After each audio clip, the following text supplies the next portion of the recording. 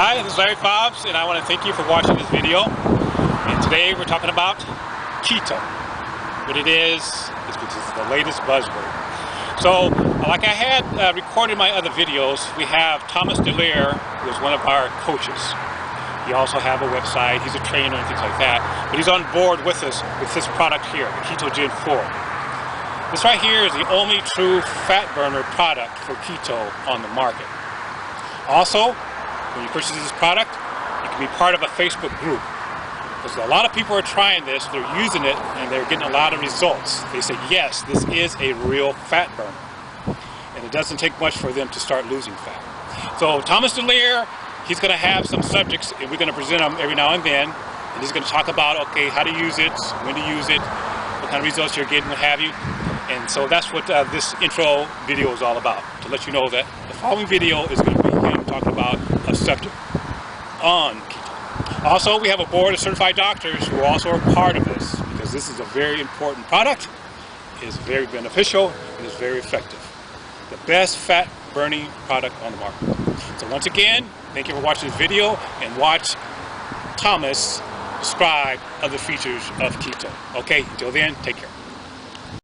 So maybe you're wanting to start the keto diet, but you don't really know where to begin.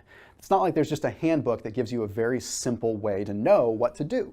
So in this video, I'm giving you the complete guide to starting the ketogenic diet. I'm giving you the breakdown of some things that work, and we're gonna go down this entire list, and some things that don't work. But I'm also gonna give you the steps that you can take to get started, all the way down to what kind of almonds and what kind of cashews and things like that you should or should not be eating. This is also perfect for you to share with your friends and family. So maybe you know someone that's starting the keto diet or wants to start the keto diet, but they're just confused and they don't know where to begin. This is going to be the end-all be-all resource. It's going to give you a lot of details because I've done so many videos on the keto diet, but it's nice to be able to put them all into one consolidated form that serves as a complete guide. So let me give you a quick rundown of what we're gonna go through. But first, I wanna make sure you hit that subscribe button here on my channel. We've got new videos every single Tuesday, Friday, and Sunday at 7 a.m. Pacific time in the world of keto, fasting, but not just that, everything in between as well. So just general health and fitness too. So make sure you hit that subscribe button. Now let's talk about what we're gonna cover. All right, so first off, we're gonna talk about what is the keto diet? What are the benefits? What is this thing that everyone's talking about? Okay, then we're gonna talk about what keto is not. Because believe it or not, there's a lot of question out there and a lot of people get confused. So we're gonna talk about how it's not ketoacidosis, it's not paleo. We're gonna talk about a lot of different things. And then I've got some science to back up some of these myths that are surrounding keto. So talking about muscle sparing, talking about how it's sustainable, talking about the therapeutic side of it. Now I'm also gonna play devil's advocate, okay? I'm a very honest person with this. I'm not just gonna tout the ketogenic diet. I wanna give you everything you need to learn so you can do it properly. Then we're going to talk about fat adaptation. Fat adaptation is a really cool thing where you actually get your body used to using fats as fuel even when you're not on the keto diet. All right, then we're going to talk about preparing for keto. What you can do, how do you get prepared, how do you get started, what kind of environment should you be in, how should your food be available, all this stuff. I'm going to give you the breakdown there. Then we're going to talk about caffeine and coffee on keto, how it works, can you have it, what should you do, what shouldn't you do. We're going to talk about the first steps. What are the first steps in that very first week following a ketogenic diet? Talking about keeping your fats higher, talking about modulating inflammation, how you can do this so you have the most effective first week or two so you get the most out of your keto diet. Okay, then we're going to talk about the keto flu. We're going to talk about what causes that. We're going to talk about ways that you can overcome it so you don't get run down that first week or two on the keto diet. Then we're going to talk about working out, your general fitness, your exercise. This is super important, whether you are at it for body composition reasons or to just feel better. Knowing how to work out and knowing what happens in your body when you work out on the keto diet that's different from an ordinary diet is very important. So we're going to talk about that in the first phase, in the first early part of keto and beyond. Also going to reference some studies there. We're going to talk about your cholesterol levels. This is a viable concern. What happens to your cholesterol when you're eating all this fat and this saturated fat? Is it bad? What's going to happen? I'm going to break it down for you so you're a little less concerned about that. Then we're going to answer the big question on net carbs and fiber. Okay, this is a common question for those that are on the keto diet is, do the carbs count if it's fiber? All this kind of stuff.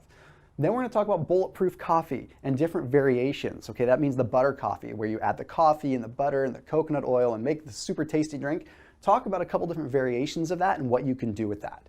We're going to talk about how to measure your ketone levels, how to know if you're in ketosis, and how to do it the right way, because there's a few different variations of testing, and some of them are good and some of them are bad. Okay, then we're going to talk about sweeteners. Okay, we're going to talk about the sweeteners that are good to go and the ones that you should probably forego overall if you want to have long-term success on the keto diet. Okay, then we're going to talk about the timing in between your meals. How long should you wait in between meals on keto? Because actually, with a keto diet, you can play with the timing and get more of an effect. I'm going to talk about what I call the protein sandwich hypothesis, which is something that I've created over time and having success with the keto diet. Then we're going to talk about the best veggies on keto. Then we're going to talk about what kind of alcohols you can consume on keto, but also just about alcohol in general on keto, how it affects the ketogenic diet. We're going to talk about what not to drink. So talking about some things like BCAAs and some whey proteins. Don't worry, you can still drink them. I just want to tell you how and when. Talk about fruit, because believe it or not, you can still have a little bit of fruit on keto. We're also going to talk about ways that you can add fats into your diet, how to get more fats, because believe it or not, it becomes difficult when you're on a keto diet. We're going to talk about too much protein. Can you have too much protein? There's a lot of stuff circulating the internet and circulating the media that if you have too much protein, it knocks you out of keto. We just need to clarify some things there because it's not quite the case. Then we're going to talk about supplements and supplemental ketones, exogenous ketones, things like that. Are they necessary and what do they do and do they work? Are they safe? And we're going to talk about ways to enhance your ketogenic lifestyle, maybe by adding intermittent fasting or some other forms of exercise you can do to really enhance the effects. So we're going to rock and roll with that. I'm going to move the whiteboard out of the way and we're going to go down the list one by one. This is going to be a nice video that's going to break it all down. You can skip ahead to different portions if you need it, but I do encourage you to watch the whole thing so you have a solid understanding and you can share this with your friends and family that are interested in the keto diet. All right, so let's cut right to the chase. What is the keto diet?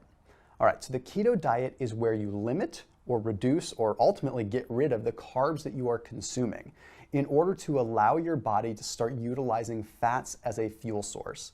You see, it was found back in the 1920s that the body can actually use fat as a fuel source. Our cells can use fat as fuel if the liver has an opportunity to turn them into what are called ketones. This is where the word ketosis comes into play. Basically, what we've done is we've encouraged the body to start using fats as a fuel source because it has no choice, because we're limiting or getting rid of the carbs that are coming in. So with this come a lot of different benefits, and this is why the keto diet is getting very popular. Okay, we have benefits like heightened cognitive function. We have improvements in endurance. Of course, huge changes in body composition. I lost 100 pounds utilizing the ketogenic diet and intermittent fasting, so I'm a testament to that. Obviously, we'll talk on more of the benefits as we go down the line, and if you're watching this video, you probably already know some of the benefits, but the short answer is stable levels of blood sugar, lower insulin levels, you're going to feel a lot better and you're going to lose a lot more weight.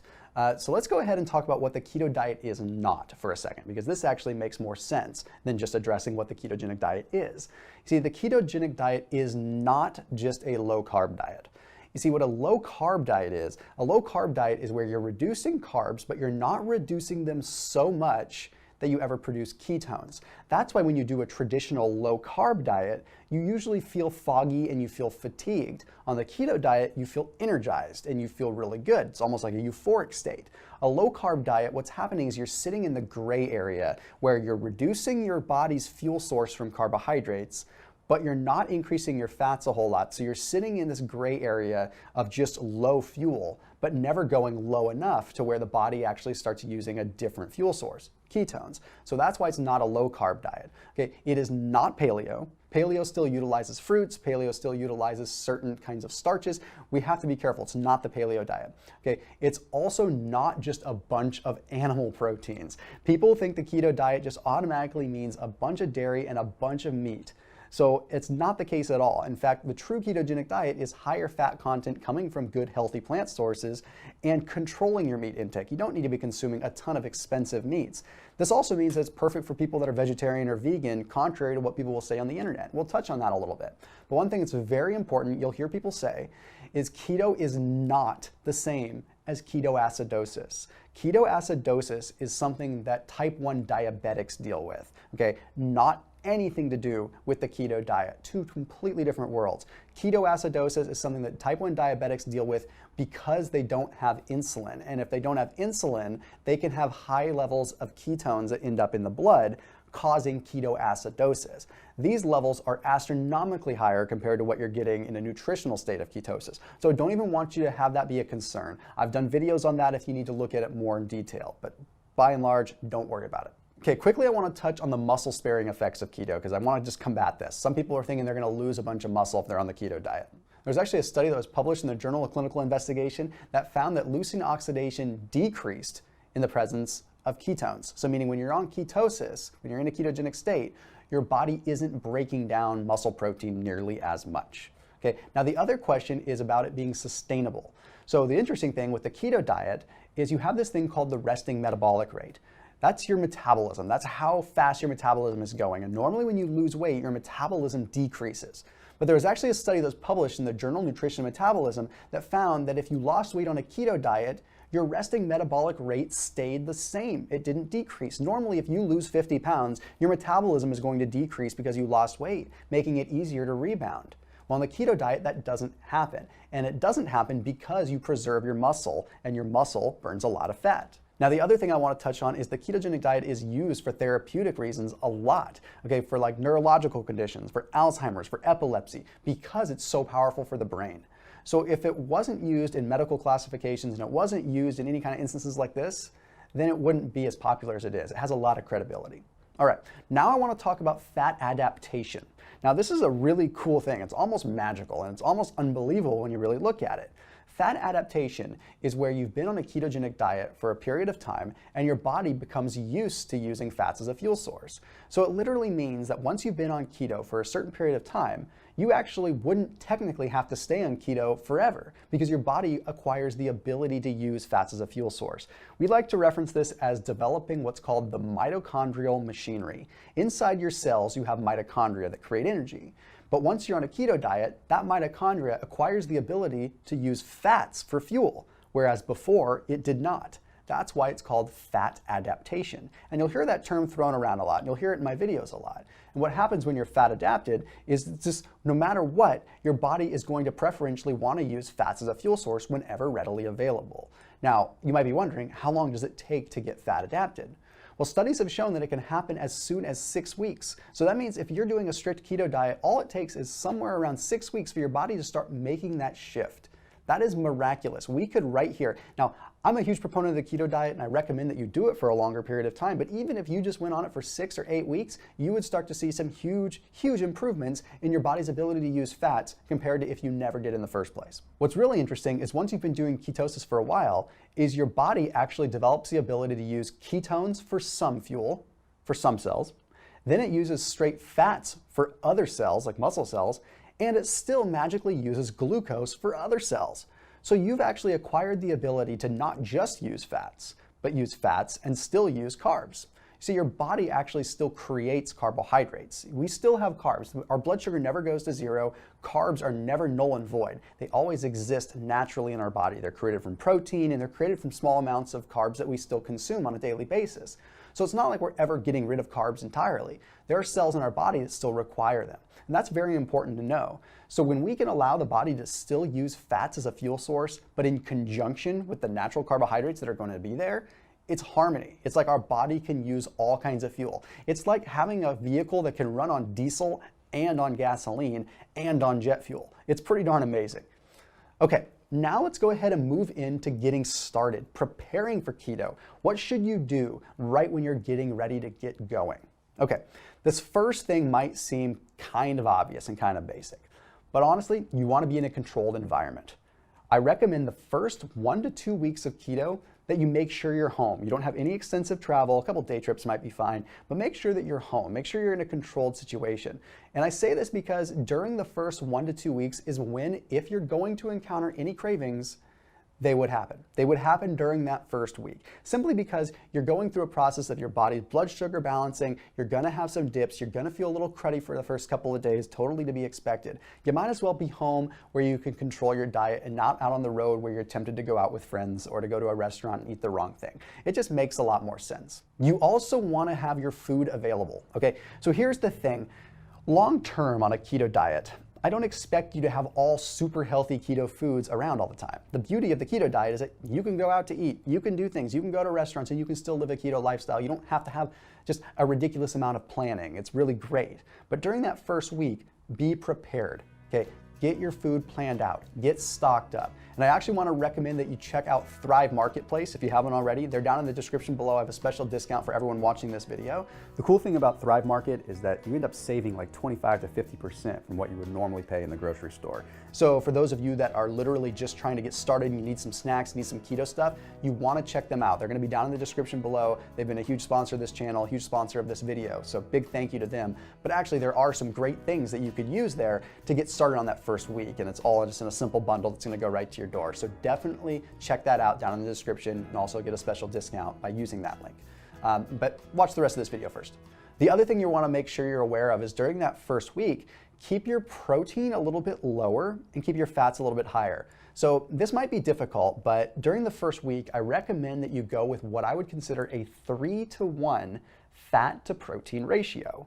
That means for every 1 gram of protein you consume, you should try to consume 3 grams of fat. That sounds like a lot of fat because it is. That means you're going to be adding coconut oil and adding mayonnaise to things. I mean, you're going to be doing things like that, but I promise you for the first week, it's the only time you have to go that extreme.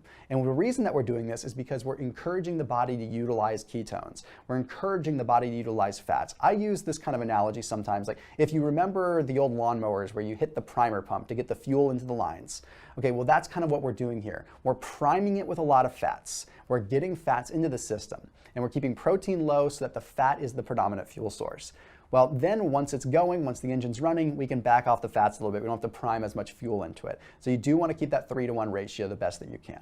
All right, let's move into something that you might be wondering a lot about, and that's coffee and caffeine on keto. Well, I'll save you a lot of worry. Coffee is good to go. In fact, I would say that coffee is extremely beneficial to the ketogenic diet. Why? Because it mobilizes fatty acids. You see, you have myocellular lipids. You have fats that are stored inside your body in adipose tissue and inside the muscle and in between little muscle cells and fibers. Okay, so what happens is coffee and the caffeine actually encourages these fatty acids to get mobilized. When the fatty acids get mobilized, they go to the liver and get converted into ketones. This gives you more energy. So it's giving you energy not just from the caffeine itself, but also because you're producing more ketones. There's also polyphenols in caffeine and coffee that are going to allow you to have more of what is called an autophagy effect. That means that your cells are able to recycle a little bit better. When I say recycle, it means that cells go through a process where they naturally eat weaker cells. So the bigger, stronger cells will eat the weaker cells and get even bigger and stronger. That's autophagy. And coffee actually stimulates that. So long and short, coffee is good to go. You just don't want to be adding sweetener to it. You just want to be adding a little bit of fat, a little bit of cream or whatever. Just keep it as close to unsweetened as possible. Okay, so that first step when you're starting the ketogenic diet though, like what kind of things do you want to be eating? Well, I will honestly say the first 1 to 2 weeks of the ketogenic diet are probably some of the most important. And the reason I say that is because it sets the pace for a lot of things, not only like emotionally and mentally, but really truly physiologically. You see, one of the things that we're trying to achieve with the ketogenic diet is a reduced level of inflammation.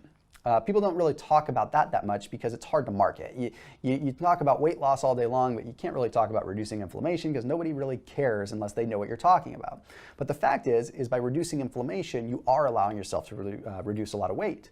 You see, losing weight or being overweight in the first place is an inflammatory state. Obesity is very inflamed cells. Okay, it is an inflammatory state. So if we can reduce inflammation, we are reducing weight. That's one of the first things that I lost. And remember, I was 280 pounds before. The first step for me was reducing inflammation out of my body. And the ketogenic diet has very strong evidence at modulating inflammation. Again, the main ketones reduce inflammation. So what I'm getting at with all of this means that first week, we want to eat foods that aren't inflammatory. So I know this is going to be hard for you, but if you can make this commitment, the first 1 to 2 weeks of keto, keep dairy out of the equation. That means start adding almond milk or almond milk creamers to your coffee instead. Try going that route. It's going to make a big difference. If you can reduce the inflammation, you make it so that the ketones can do their job better, but it also makes it so that the transition into ketosis is significantly easier, way, way easier, and you don't end up having the bonk. Because a lot of people quit the keto diet in the first week, and it's simply because the first few days, you're battling some blood sugar issues and you're feeling kind of cruddy. So we want to combat that. So by taking a little bit of a sacrifice on the dairy and stuff for the first couple of weeks and eating anti-inflammatory foods and keeping the meats really clean and organic and non-GMO, trust me, it truly does make a difference. I'm not just saying that. And this leads into the next thing I want to talk about, which is the keto flu. Now, one of the reasons why you may not have started the keto diet, or why maybe some of your friends are afraid to start it, is because they've heard of the keto flu. Now, the common misnomer there is that the keto flu is where you're going to completely just feel like you have the flu. You're going to feel lethargic, you're going to feel sick, you're going to be vomiting. It's not quite that way. I think some of it's psychosomatic. I think some of us create that. The reality is you feel a little bit run down, you feel fatigued, you have a headache. You feel kind of like how you would feel if you didn't replenish your electrolytes after a long workout or a long, hard outdoor workout in the sun. And the truth is, that's exactly what's happening. You see, when you start a ketogenic diet, a lot of times you'll find that you lose 3, 4, 5 pounds right out the gate. And this is simply because you are initially losing water weight. But don't worry, that's just initial water weight. The rest of it is fat that you're truly losing. So what ends up happening is for every 1 gram of carbohydrate that you normally are storing, you hold over 3 grams of water. So normally when you're consuming carbs, you're holding a bunch of water. All of a sudden you get rid of the carbs, you're losing all that water. Well, along with that water goes electrolytes. And your electrolytes are totally out of whack and your body's out of balance. And what ends up happening there is the body doesn't know what to do. So it thinks that your sodium levels, your potassium levels, your magnesium are completely out of whack. So it's very important that you add electrolytes back in. And then you won't be dealing with the keto flu as much. Now the other thing is that you want to make sure you keep your fats high enough so that you're producing ketones and you're not feeling that gray area. Remember how I mentioned earlier in this video that there's that whole low carb thing that's not ketosis? Well, if you don't keep your fats high enough, you could fall into this gray area, and that's going to make you feel like you have a flu-like kind of feeling going on, but it's not the case. So keep the fats high, keep the electrolytes high, add sodium to your water. You're going to think that you're absolutely losing your mind because you're going to add salt to your water. I literally mean go get some pink Himalayan salt, go get good quality sea salt or pink Himalayan salt, not table salt, and add it to your water as you drink it throughout the day.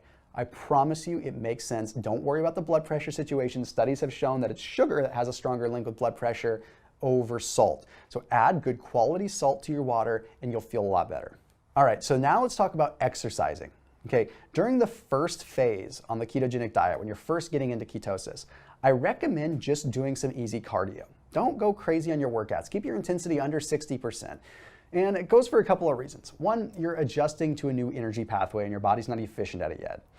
You could end up finding yourself feeling weaker, feeling lethargic, but also you could just mess with your head because your performance is going to temporarily decline. There are studies that show in the very early parts of ketosis, like the first 4 or 5 days, that you end up having a decline in performance. And this is simply because your body hasn't adapted to any one way yet. You're reducing one fuel that it's used to, but it's not used to using the next fuel. So it's kind of in that gray area again. So recommend just keeping the workouts nice and easy. There's no way that you're going to be able to really work out and get yourself into ketosis faster. I mean, there are, but they're more advanced, and let's not really worry about it. Just that first week, keep your workouts nice and easy. Now, next up, what you want to be doing after you've been through the first week of ketosis is you really want to just work out the way that you normally would.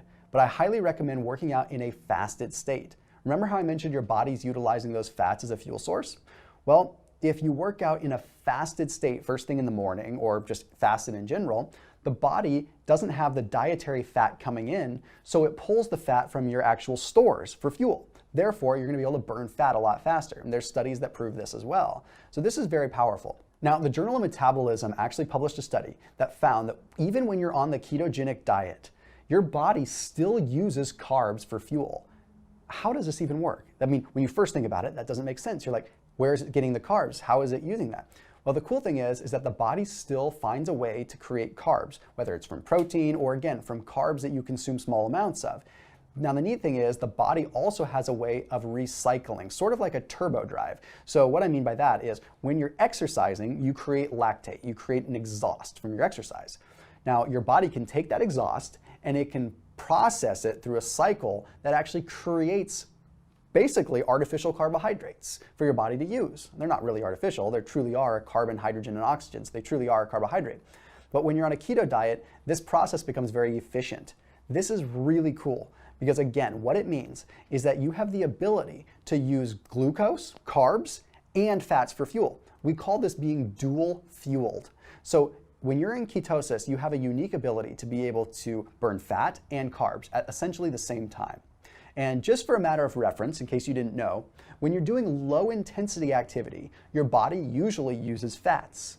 When you're doing high intensity activity, your body usually utilizes carbohydrates. It's very hard to shift gears, one or the other. But on the keto diet, you have the unique ability to burn both at the same time. So it's one of the only times that you could actually go for a long run and then come back and do some heavy workout or heavy squats or resistance training and still be able to perform relatively good.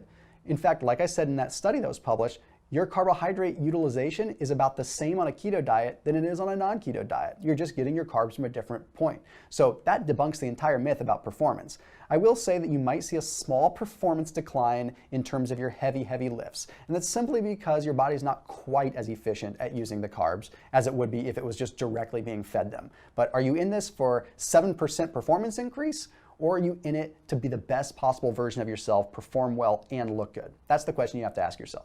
All right, now the big one, cholesterol.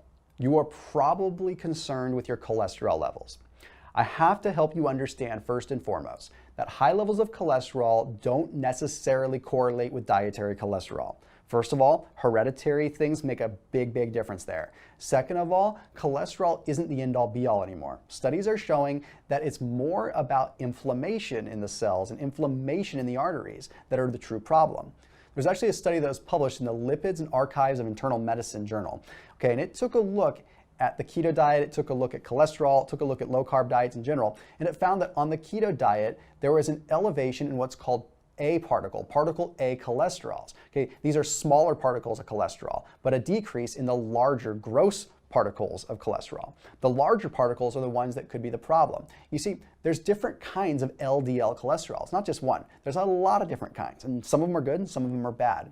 So what ends up happening on a keto diet is as your body starts to release its stored fat, your cholesterol levels go up. So you may have started a keto diet and you notice that all of a sudden your cholesterol levels are a little bit higher. So you start thinking it's the eggs that you're eating, or you start thinking that it's the fat that you're consuming.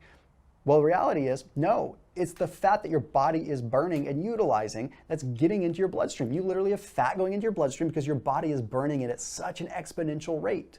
So this is really good stuff. And you might find that as you slowly start losing less weight, your cholesterol levels come back down. There's a direct correlation. So I don't want you to be concerned there. Now, as always, I'm not a doctor.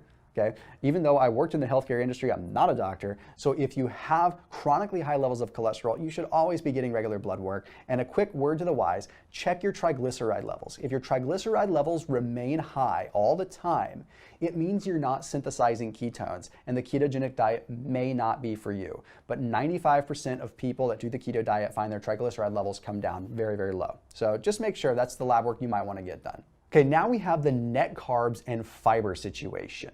This is a big one. A lot of people ask questions about it. Does fiber count towards your carb count? Do you have to pay attention to the whole net carb thing? The short answer is fiber doesn't really count, but it does in some ways. So we have soluble and insoluble fiber. Insoluble fiber is going to be the things like the roughage, like the asparagus and the broccolis and the stuff like that. That doesn't count. Soluble fiber actually does count. So I would recommend that you count soluble fiber technically as a ½ gram. It does have a small effect on your blood sugar. It does have a small effect on insulin. So we do have to count it. So if you look at the label and you see that it has, let's say, 5 grams of soluble fiber, you're going to want to count 2.5 of those. Basically count every 1 gram as a ½ gram. That'll help you out. You can't just go and eat 100 grams of insoluble fiber and say that it's fiber and you shouldn't have a problem. It's still going to count towards something. Okay. Generally speaking, we want to keep our carbs under 30 or so total. So we want to be paying close attention there. Insoluble fiber, don't worry about. Sugar alcohols, same kind of thing. I recommend counting a ½ a carb there. So if you're consuming something that has a bunch of maltitol or isomalt in it, again, they're going to count as a sugar alcohol on the label and still count as a carb, but go ahead and count it as a ½ a carb, even though it counts it as a non-net carb. Just something you should be paying attention to. All right, now bulletproof coffee. This is probably what you've been waiting for. Bulletproof coffee or keto coffee. This is where you take coffee and you add like butter, or you add ghee, or you add coconut oil and you whip it up and you make a really tasty beverage. Let me say one thing first. These are caloric beverages. I enjoy them greatly, but they're caloric beverages and they should count as a meal. Okay, a lot of times if you make a bulletproof coffee, it's going to have 300, 400, 500 calories in it. That's a meal. So don't add it to a meal, or don't just use it as a substitute for your morning coffee. That's a lot of calories. So I have a few different kinds of bulletproof coffee or keto coffee that I like to follow.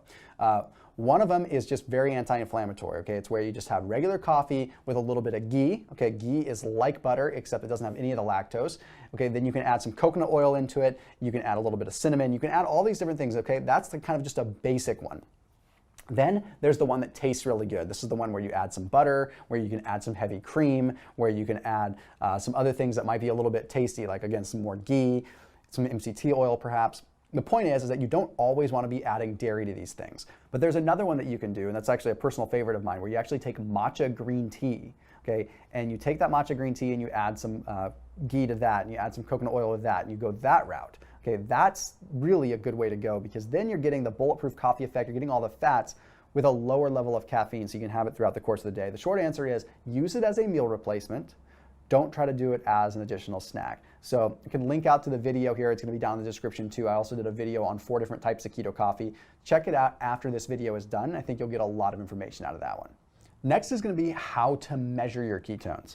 All right, make this one kind of brief. Normally, when people start a keto diet, they almost always go for the urine test strips. Here's the thing with the urine test strips. The urine test strips measure what is called acetoacetate. Okay, that is a ketone body, but they only measure the excess ketones. So once your body is adapted, you're not producing excess ketones anymore. You're producing just the right amount, which means that you're not going to register on the urine strips anymore. So this is a common problem. People think that they're not in ketosis anymore because the urine strip doesn't reflect ketones anymore. These are simple strips that you can get at CVS, you can get at Walmart, you can get just about anywhere. And the hard part is the market is flooded with them right now because they know keto's popular. So the point is, you can use them in the beginning, but they're not reliable. You're going to want to check your blood. And I know you may not want to do that because you'd have to prick your finger, but checking your blood ketone levels truly is the best way to honestly get an accurate representation of where you stand on that keto profile. But in my honest opinion, you don't even really need to be checking. If you're doing the diet right, all you have to do is check once or twice in your entirety of doing the protocols, and you'll be fine because you're going to know exactly where you need to be just by how you feel. Trust me, you're going to know that you're in a ketogenic state because you're going to feel good, period. All right, sweeteners. What can you have? What can you not have? Now, I did a full video breaking this down, but let me just give you the gist of it. Okay, monk fruit is great. It's totally good to go. Have monk fruit. Stevia, good to go. Try to use it a little bit in moderation, okay, because it might have an insulin response. The verdict is trying to be determined right now. The jury's still out. Okay, sucralose, here's the thing, that's like Splenda. If it's embedded into a product, it's okay. It's not good for you. Let me preface that. Sucralose is not good for you. Studies have shown that it kills off your gut bacteria, but does it kick you out of keto? No, but if you use the packets of Splenda, they have maltodextrin in it. That is a straight carbohydrate. That's what actually makes it a powder, and that will kick you out of keto. That'll start to add up. So if you're adding packets to your yogurt, you're adding packets here and there, that will kick you out. So be careful there. Equal, okay, like aspartame, the little blue packets. Actually, as much as I hate the stuff because it's pure poison, the stuff is bad. There's studies that show it is not good.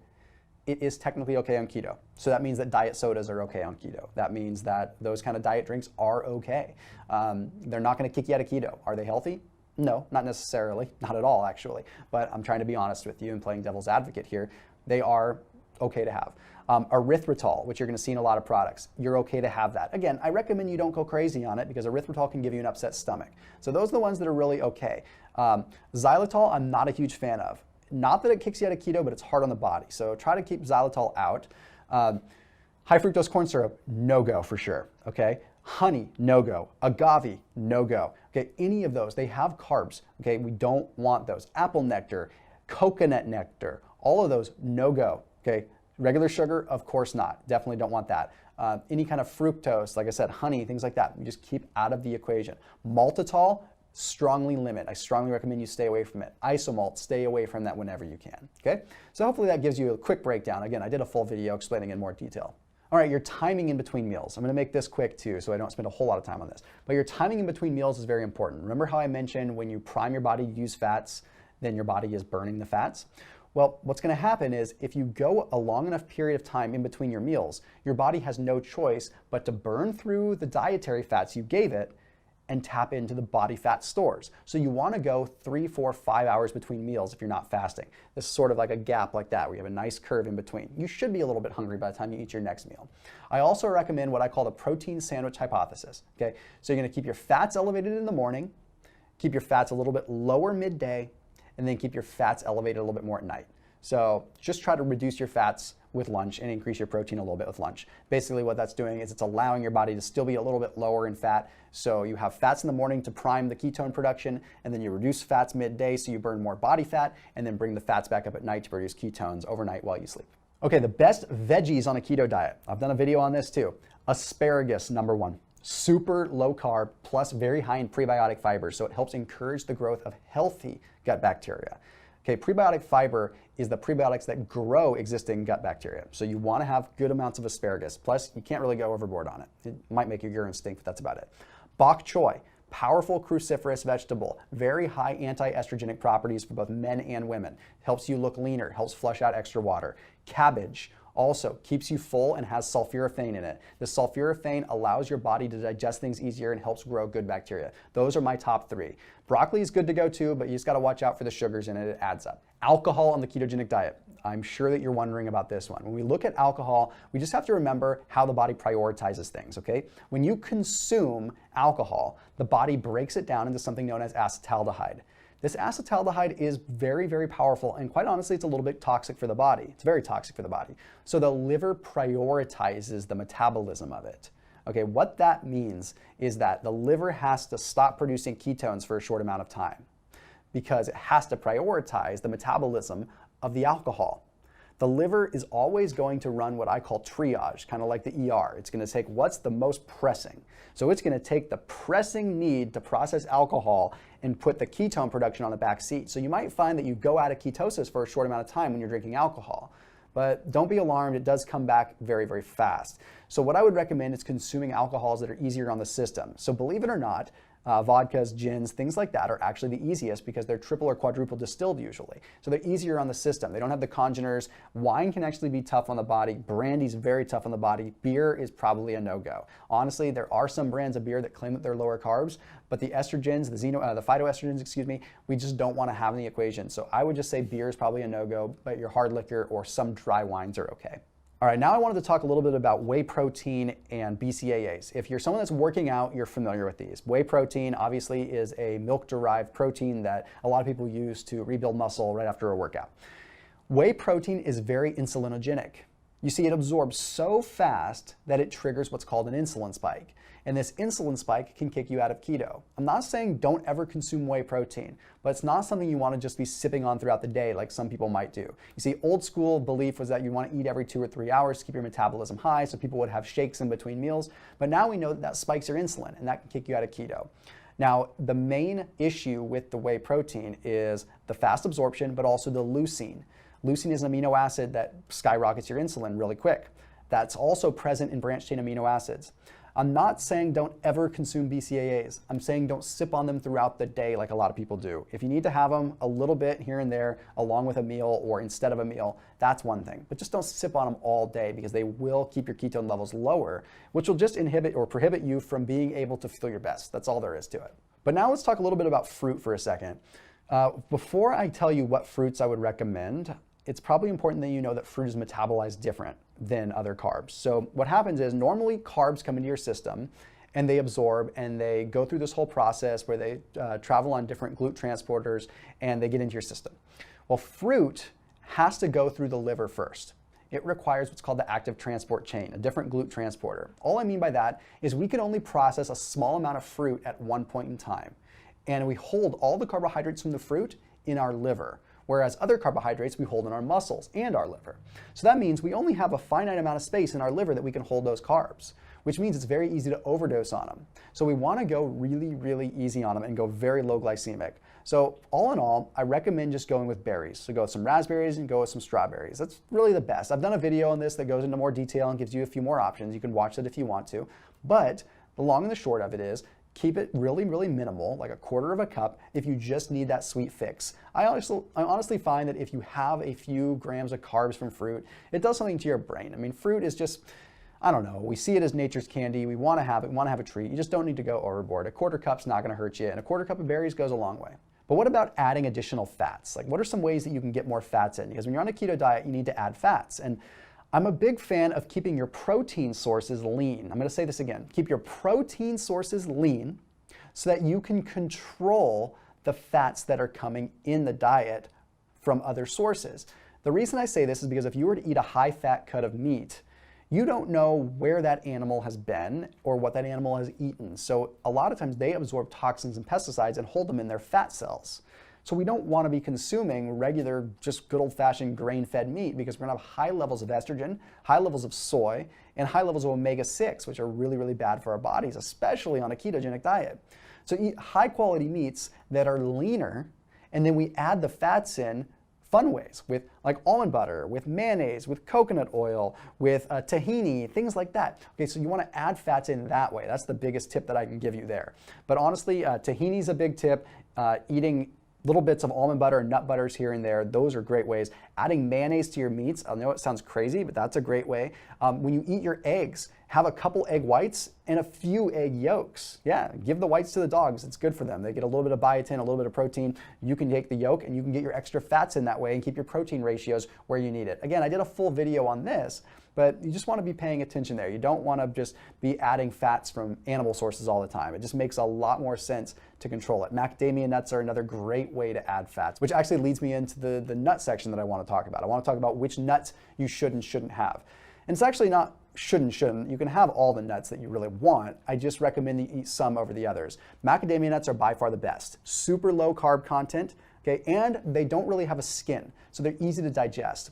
Almonds you want to use in moderation. You see that skin has what's called phytic acid. That phytic acid doesn't break down very well in the body. What I mean by that is that it has what's called anti-nutrients. Okay, so they're amylose inhibitors. They make it so that your body doesn't break down the nuts all the way, therefore triggering an inflammatory immune response. Remember how I talked about the ketogenic diet is all about reducing inflammation? Well, why would we want to add something in that's notorious for causing inflammation within the body? So we just have to be careful there. So I recommend just eating a small amount of almonds throughout the day, maybe a couple of ounces throughout the course of the entire day. I know people that eat loads and loads of almonds. They're hard on the digestive tract, they bloat you, and they're inflammatory. Whenever you can, also sprout them. This breaks down the phytic acid. So by sprouting them, you just literally soak them in some water and you let them sit overnight and it starts the sprouting process, breaks down the phytic acid. Cashews are very inflammatory, so use those in moderation. Don't have a bunch of them. They're technically a fruit and they're higher carbohydrate. There's like 9, 10, 11 grams of carbs in a serving of cashews, whereas there's like 4 grams in a serving of macadamia nuts. Brazil nuts are good to go, super high in selenium. I recommend those. Walnuts, really good to go. Pecans, really good to go. Okay. Also go for like pepitas and sunflower seeds whenever you can over nuts because they're less inflammatory, less phytic acid, easier for the body to break down. Plus they also make some really good like sunflower butters and stuff out there that you can find at the grocery stores. Okay, and finally we want to talk about protein. Too much protein. Now this might be a little bit more of an advanced one, but people tend to think that if you have too much protein, it's going to kick you out of keto. Now that used to kind of be the thought, but science has evolved and I've even been the victim of really talking about this. I've talked about how too much protein could be bad. It's less about having too much protein and more about making sure you get more fats. You just always want to make sure that your fat ratio is high enough so that your body isn't preferentially wanting to run on protein. So what happens is if you consume protein, the body turns that protein into carbohydrates through a process known as gluconeogenesis. Long and the short of it is you don't need to be as worried about it as you think.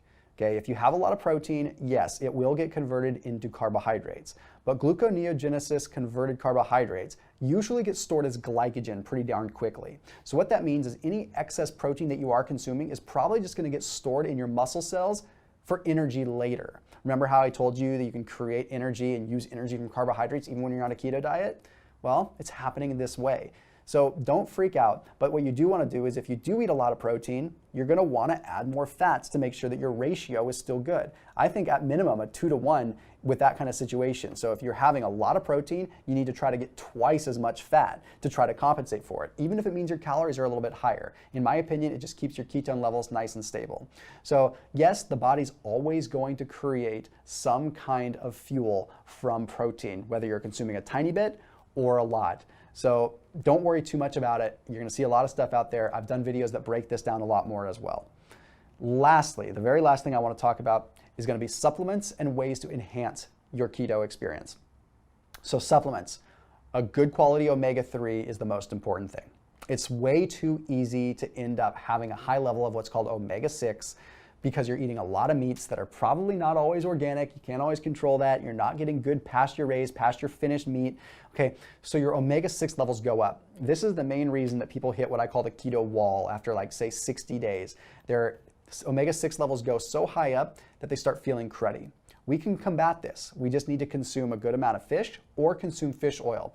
So this is the only dietary protocol that I would recommend having a mega dosing amount of fish oil, like 5,000 milligrams or 3 to 5 grams. So have a good amount, have it before bed, have it in the morning, whatever you need to do. It's going to help you out. That's the main thing you want to be focusing on the ketogenic diet. Magnesium is the next one that you really need to be having as much of as you can. Again, talking about those minerals, so sodium, magnesium, keeping that stuff elevated. It makes a very, very big difference. Collagen helps. See, the reason that people promote keto collagen so much is because collagen actually just helps you feel better, and it doesn't get converted into that gluconeogenesis pathway quite as easily. The one you're probably wondering, exogenous ketone supplements. Honestly, I know some people that have products that make great exogenous ketones, and they're great people, they're great friends of mine, but I do not recommend exogenous ketones. Okay, simply put, think of it this way. You're encouraging your body to create ketones from its own fat. So here we have our own fat getting converted and used as fuel. What's going to happen if you add exogenous or artificial ketones through a supplement? They're going to go to the front of the line, which is going to stop your body from producing ketones from fat. You're slowing yourself down.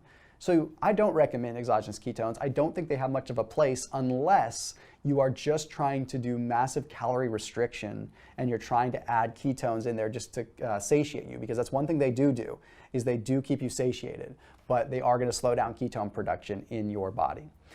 By far the best way that you can enhance your keto lifestyle is going to be by adding intermittent fasting a couple days per week. Now, those of you that watch my channel know that I'm a big fan of intermittent fasting, but I don't necessarily think it's for everybody. But think of it this way. Again, like I've said before, your body is used to using fats as a fuel source. And then you go intermittent fasting, you go 16 hours without eating, your body's going to have no choice but to start burning its own body fat for fuel, especially because it's already keto adapted and primed for keto. So this is the best way that you can enhance. You can literally probably 1.5 to 2x your results on keto by just adding intermittent fasting 2 or 3 days per week. And the way that you do that is literally keep it simple. Go 16 or 18 hours. So you're going to go have your last meal at maybe 5 or 6 p.m. And then you're going to maybe have a little snack before bed at maybe say 9 p.m.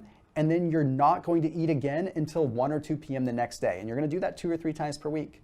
And then when you do break your fast, I've got a ton of videos on that, but you're just going to eat your normal ketogenic diet. Okay? You don't need to add extra calories. You don't need to do anything like that. You're basically just skipping breakfast. Trust me, it makes a huge difference. Now, I'm more than willing to do a part 2 of this. If you have ideas, if you have comments, if you have different things that you want me to touch on a round 2 ketogenic guide, I'd love to do it. I know this has been a long video, and I really appreciate you sticking with me through this entire thing. And I hope that it gave you the breakdown that you need to truly be able to take advantage of this ketogenic craze that's going right now, because it's not just a fad. It's true science, it's truly legitimate, and I hope that this video broke it down and gave you the confidence that you need to either stick with it, get motivated even more, or get started and really make a change for the better for you and your family. Please make sure you hit that subscribe button. Lots of videos coming out Tuesday, Fridays, and Sundays, and all kinds of other videos in between. Thank you again for watching. I'll see you in the next video.